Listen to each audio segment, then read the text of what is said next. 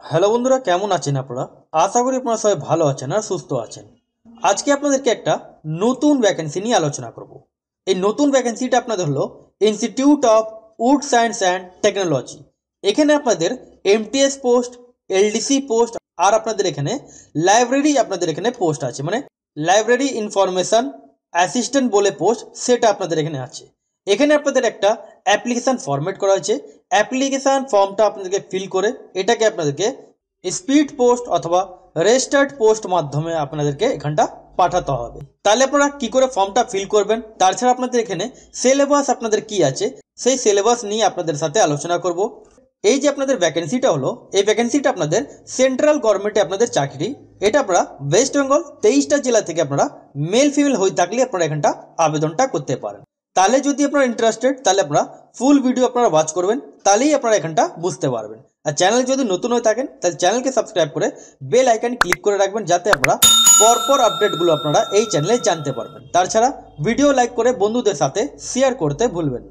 এখানটা আপনারা যেমন দেখতে পাচ্ছেন, এখানে জেনারেল ইনস্ট্রাকশন মধ্যে কি আছে। জেনারেল ইনস্ট্রাকশন মধ্যে এখানে বলা হচ্ছে এটা আপনাদের যেটা স্পিড পোস্ট অথবা রেজিস্টার্ড পোস্ট মাধ্যমে যেটা আপনারা এখানটা পাঠাবেন, সেটা আপনারা এই যে আপনারা অ্যাড্রেসটা দেখতে পাচ্ছেন, এই অ্যাড্রেসে আপনাদেরকে স্পিড পোস্ট আর রেজিস্টার্ড পোস্ট মাধ্যমে আপনাদেরকে পাঠাতে হবে। ফর্ম ফিল আপের যেটা লাস্ট ডেট আপনাদের আছে 3 জানুয়ারি 2025, মানে 3 তারিখ পর্যন্ত আপনারা এখানটা আবেদনটা করতে পারেন। মানে 3 জানুয়ারি 2025 তারিখ পর্যন্ত আপনারা এখানটা আবেদনটা করতে পারেন। এখানে আপনাদের পরিষ্কারভাবে বলা আছে যে আপনাদের এখানে যদি পোস্টাল ডিলে যদি হয় তাহলে সেই জন্য দায়ী কিন্তু সেই জন্য কোনো রেসপন্সিবিলিটি এদের থাকবে না। যদি আপনাদের পোস্টাল ডিলে থাকে তাহলে আপনাদের এখানে ফর্মটা ক্যান্সেল হয়ে যাবে। এখানটা আপনারা যেমন দেখতে পাচ্ছেন, এখানে বলা হচ্ছে অনলি ইন্ডিয়ান সিটিজেন এলিজিবল হয়ে থাকলে আপনারা এখানটা আবেদনটা করতে পারেন। তার মানে এটা আপনাদের সেন্ট্রাল গভর্নমেন্টে আপনাদের জব, কিন্তু আপনারা ওয়েস্ট বেঙ্গল 23টা জেলা থেকে মেল ফিমেল হয়ে থাকলে আপনারা এখানটা আবেদনটা করতে পারেন। এজ রিল্যাক্সেশন ব্যাপারে যেমন দেখতে পাচ্ছেন, এখানে বলা আছে SC ST OBC pH candidate হয়ে থাকলে আপনারা গভর্নমেন্টস রুলস অনুযায়ী আপনারা এখানটা ছাড়গুলো আপনারা এখানটা পেয়ে যাচ্ছেন। যেমন আপনাদের এসসি এসটি 5 বছর, ওবিসি 3 বছর আর পিএইচ ক্যান্ডিডেট হয়ে থাকলে 10 বছরে আপনারা এখানটা ছাড়টা যেটা পান সেটাই আপনাদের এখানে 4 নম্বর কলম এখানে বলা আছে, সেই রিল্যাক্সেশনগুলো আপনারা এখানটা পেয়ে যাচ্ছেন। এখানটা আপনাদের 15 নম্বর কলমে যেটা বলা হচ্ছে application receive using the without additional photograph incomplete যদি অ্যাপ্লিকেশন ফর্ম, তাছাড়া আপনাদের এখানে যা যা ডকুমেন্ট সেলফ অ্যাটেস্টেড যেটা থাকবে, যদি একটাও যদি আপনাদের এখানে যে কোনো একটা জিনিস যদি আপনাদের এখানে ভুল ধরা পড়ে তাহলে এখানে অলরেডি বলা আছে আপনাদের ফর্মটা এখানে রিজেক্ট করে দেওয়া হবে। মানে আপনাদের এখানে ফর্মটা ক্যান্সেল হয়ে যাবে। মাধ্যমিক থেকে শুরু করে এখানে আপনাদের যা যা কোয়ালিফিকেশান আছে সেই কোয়ালিফিকেশান আপনাদেরকে সবকটা জেরক্স কপি মানে সেলফ অ্যাটেস্টেড করে আপনাদেরকে ডকুমেন্টস আপনাদেরকে অ্যাটাচ করতে হবে। তাছাড়া আপনাদের এখানে আধার কার্ড, যাদের কাস্ট সার্টিফিকেট থাকবে কাস্ট সার্টিফিকেট, ওবিসি থাকলে ওবিসি সার্টিফিকেট বা এসসি এসটি থাকলে যেই সার্টিফিকেট থাকবে সেই কাস্ট সার্টিফিকেট আপনাদের লাগবে। তাছাড়া আপনাদের যেমন বললাম কোয়ালিফিকেশান ডিটেলস, আপনাদের অ্যাড্রেস প্রুফের জন্য আধার কার্ড আপনাদেরকে এখানটা অ্যাটাচটা করতে হবে। যদি আপনাদের কম্পিউটার নলেজ বা এক্সট্রা কোনো কোয়ালিফিকেশান থাকে সেটাও আপনারা এখানটা অ্যাটাচ করবেন, কিন্তু আপনারা যা অ্যাটাচ করবেন সব আপনাদেরকে এখানে সেলফ অ্যাটেস্টেড করে আপনাদেরকে এখানটা অ্যাটাচটা করতে হবে। এবার এখানটা দেখেন, এখানে বলা হচ্ছে আপনাদের যারা যারা এখানে আপনারা সিলেক্টেড ক্যান্ডিডেট হবেন তাকে এখানে আপনাদেরকে এখানে রিটিন এক্সাম আপনাদের হচ্ছে, কল করা হয় আপনাদেরকে রিটিন এক্সাম মাধ্যমে আপনাদের এখানে কল করা হচ্ছে। সেই হিসাবে আপনারা যেমন ফর্ম ফিল আপ করার সময় আপনাদেরকে মোবাইল নাম্বার আর আপনাদেরকে ইমেল আইডি আপনাদেরকে ঠিকঠাকভাবে ফিল করতে হবে। কেন আপনারা যখন আপনারা ইনফর্ম পাবেন আপনারা নিজের মেল মাধ্যমে অথবা মোবাইলে এসএমএস থ্রু আপনারা এখানটা জানতে পারবেন। সেই জন্য ফর্ম ফিল আপ করার সময় আপনাদেরকে ইমেল আইডি আর মোবাইল নাম্বার ঠিক করে আপনাদেরকে ফিলটা করতে হবে। এখানে আপনাদের যেটা সিলেকশন প্রসেস থাকবে, এখানে আপনাদের রিটিন এক্সাম আপনাদের নেওয়া হবে। যদি আপনারা রিটিন এক্সাম পাস করলেই আপনারা এখানটা চাকরিটা আপনারা করতে পারেন। এখানে আপনাদের নো ইন্টারভিউ, মানে আপনাদের এখানে কোনো ইন্টারভিউ আপনাদের হচ্ছে না অথবা কোনো ডকুমেন্টস ভেরিফিকেশন এখানে আপনাদের হচ্ছে না। এখানে আপনাদের শুধুমাত্র রিটিন এক্সামে যারা কোয়ালিফাই করবেন তাদেরকে এখানে আপনারা ডাক পাবেন। যারা মেরিট লিস্ট আপনাদের এখানে তৈরি হবে সেই মেরিট লিস্টের মধ্যে আপনাদের যাদের নাম হবে তারা এখানে জবের জন্য এলিজিবল আপনারা হবেন। এবার আপনাদেরকে যেমন বললাম আপনাদেরকে এখানটা অ্যাপ্লিকেশান ফরম্যাট করা হয়েছে, এই অ্যাপ্লিকেশান ফর্মটা আপনাদেরকে ফিল করে আপনাদেরকে স্পিড পোস্ট অথবা রেজিস্টার্ড পোস্ট মাধ্যমে আপনাদেরকে পাঠাতে হবে। এখানে আপনাদের যেটা এমটিএস পোস্ট আছে, তাছাড়া এখানে আপনাদের লাইব্রেরি ইনফরমেশন অ্যাসিস্ট্যান্ট আছে আর আপনাদের এখানটা এলডিসি পোস্ট আছে। এখানে প্রত্যেকটা যা অ্যাপ্লিকেশন ফর্ম আছে সবকটা আপনাদেরকে সেম টু সেমই আছে, কিন্তু শুধু উপর সাইডে যেটা লেখা আছে application for the post of, এগুলো কিন্তু চেঞ্জ আছে। কিন্তু আপনারা এই যতগুলো আপনারা যেই পোস্টের জন্য আপনারা আবেদন করবেন তার লিঙ্কটা আপনারা ডিসক্রিপশন বক্সে আপনারা পেয়ে যাবেন। তাহলে আপনাদেরকে ফর্ম ফিল আপ যেটা দেখাবো সবকটা কিন্তু সেম টু সেম।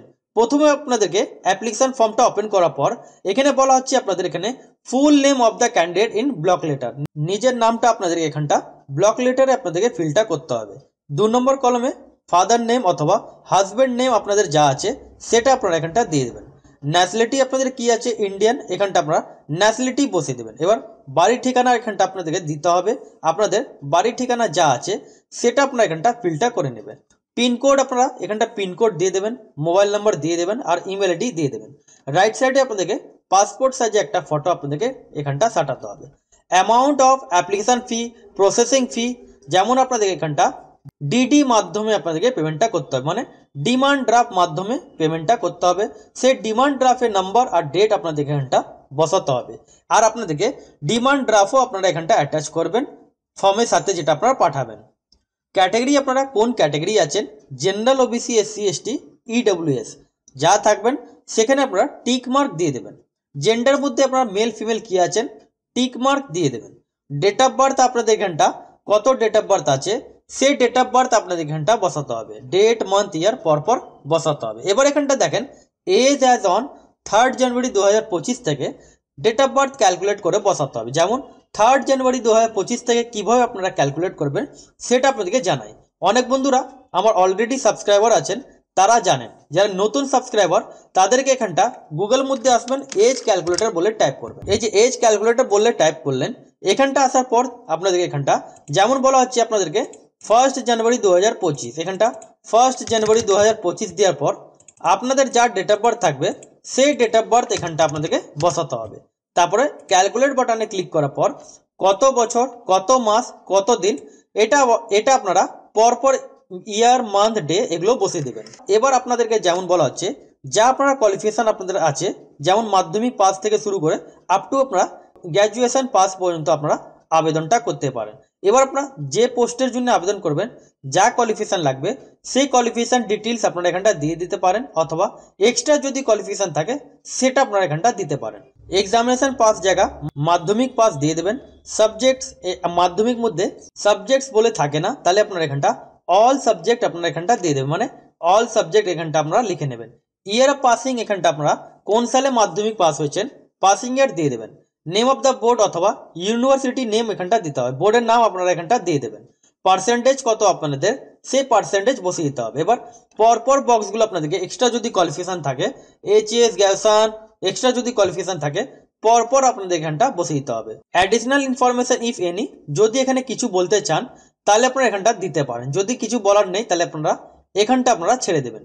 যেমন এখানে বলা হচ্ছে অ্যাটাচ নো অবজেকশন সার্টিফিকেট, যারা সেন্ট্রাল গভর্নমেন্টে চাকরি করেন আর স্টেট গভর্নমেন্টে চাকরি করেন তাদেরকে এখানটা attach copy no objection certificate আপনাদেরকে এখানটা অ্যাটাচ করতে হবে। এবার প্লেস দেওয়ার পর ডেট দেওয়ার পর এখানটা সাইনটা আপনারা করে নেবেন।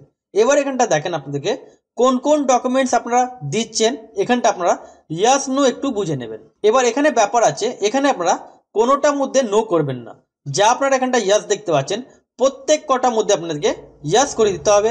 তারপর সাইন করে প্লেস দিয়ে ডেট দিয়ে একটা আপনাদেরকে কমপ্লিট ফর্ম করে নিতে হবে। এবার অ্যানেক্সার মধ্যে এখানটা দেখেন অ্যানেক্সার এ মধ্যে এবার যারা এমপ্লয় ক্যান্ডিডেট আছেন, যেমন আপনাদেরকে বললাম নো অবজেকশন সার্টিফিকেট, এটা আপনাদেরকে অ্যাটাচ করতে হবে। যারা এমপ্লয় ক্যান্ডিডেট, যারা ফ্রেশার তাদেরকে এটা অ্যাটাচ করার দরকার নেই। এবার অ্যাপ্লিকেশন ফর্মটা অ্যাটাচ করার পর সব ডকুমেন্টস সেলফ অ্যাটাস্টেড করে আপনাদেরকে স্পিড পোস্ট অথবা রেজিস্টার্ড পোস্ট মাধ্যমে আপনাদেরকে পাঠাতে হবে। খামের টপ সাইডে আপনারা লিখবেন application for the post of, left সাইডে লিখবেন ফ্রম, আর রাইট সাইডে টু লিখবেন কোন জায়গায় পাঠাচ্ছেন। এবার আপনাদেরকে পোস্টের নামগুলো বলি। এখানে 1 নম্বর কলমে লাইব্রেরি ইনফরমেশন অ্যাসিস্ট্যান্ট, এখানে আপনাদের 18 বছর থেকে নিয়ে 27 বছর বয়স পর্যন্ত আপনারা এখানটা আবেদন করতে পারেন। এখানে আপনাদের কোয়ালিফিকেশান গ্র্যাজুয়েশন পাস লাগবে, যদি আপনারা গ্র্যাজুয়েট হয়ে থাকেন তাহলে আপনারা এখানটা আবেদন করতে পারেন, কিন্তু আপনাদের এখানে লাইব্রেরি সায়েন্স লাগবে, যেহেতু পোস্টের নাম লাইব্রেরি ইনফরমেশন অ্যাসিস্ট্যান্ট, সেই জন্য যদি আপনারা লাইব্রেরি আপনারা গ্র্যাজুয়েট উপরে করে থাকেন তাহলে আবেদনটা করতে পারেন। 2 নম্বর কলমে এলডিসি পোস্ট, এখানে লোয়ার ডিভিশন ক্লার্ক আপনাদের পোস্টের নাম আছে। এখানে আপনাদের সেম এজ লিমিট 18 বছর থেকে নিয়ে 27 বছর বয়স পর্যন্ত আপনারা এখানটা আবেদন করতে পারেন।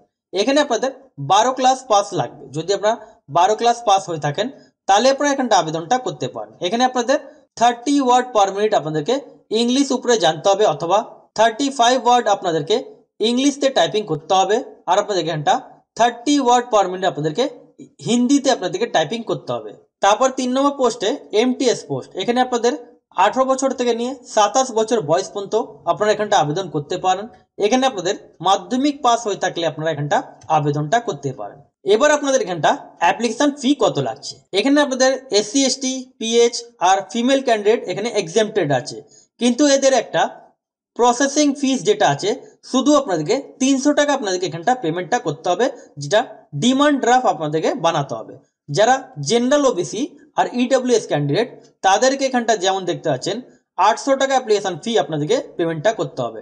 এই যে আপনার ডিডি বানাবেন ফেভার অফ, এখানটা দেখতে পাচ্ছেন এই যে আপনার director institute of wood science and technology, এই নামে আপনাদেরকে এখানটা পেবেল অ্যাট বেঙ্গালুরু, এই নামে আপনাদেরকে ডিমান্ড ড্রাফট আপনাদেরকে করতে হবে। তাহলে সেই যে ডিমান্ড ড্রাফটের কপি সেটাও কিন্তু আপনারা অ্যাটাচ করে নেবেন। ফর্ম ফিল আপের যেটা লাস্ট ডেট বললাম আপনাদেরকে 3 জানুয়ারি 2025 তারিখ পর্যন্ত আপনারা এখানটা আপনারা আবেদনটা করতে পারেন।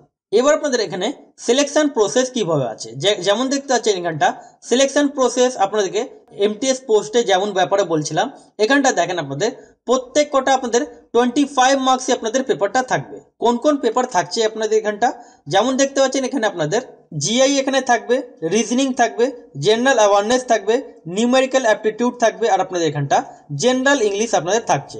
প্রত্যেক কটা সাবজেক্টস আপনাদের 25টা করে কোশ্চেন থাকবে, আর আপনাদের এখানটা 3 ঘন্টা আপনারা এখানটা সময়টা পাচ্ছেন, মানে 100 আপনাদের এখানে কোশ্চেন্স থাকবে আপনাদের। যদি আপনারা এখানটা 3টে ভুল করেন তাহলে আপনাদের এখানে একটা মার্কস আপনাদের এখানে ক্যান্সেল হবে। আদার্সওয়াইজ আপনারা এটা ভিডিও পজ করে নিজের আপনারা সিলেবাস দেখতে পারেন। তাহলে আশা করি আপনাদের বোঝাতে পারলাম। যদি আপনারা না বুঝতে পারেন তাহলে আপনারা কমেন্ট সেকশনে কমেন্ট করবেন।